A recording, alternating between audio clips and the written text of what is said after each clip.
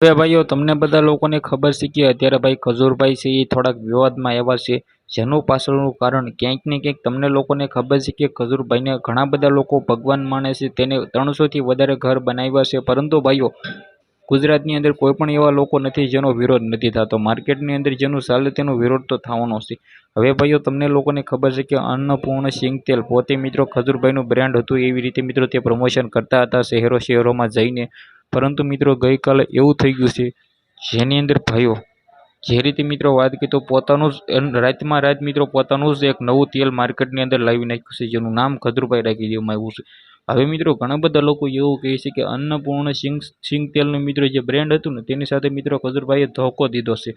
હવે ભાઈ આના પાછળનું કારણ હજી સુધી સામે તો નથી આવ્યું, પરંતુ મિત્રો ઘણા બધા લોકો છે એ ખજૂરભાઈનો વિરોધ કરે છે. જે આમ મિત્રો વાત કરીએ તો લોકોને એ નથી ખબર કે પોતે મિત્રો 300 થી 400 ઘર બનાવ્યા છે, જેને મિત્રો એટલી બધી સેવા કરી છે, પરંતુ ભાઈ એ બધું કોઈને લોકોને જોવા નથી જતું.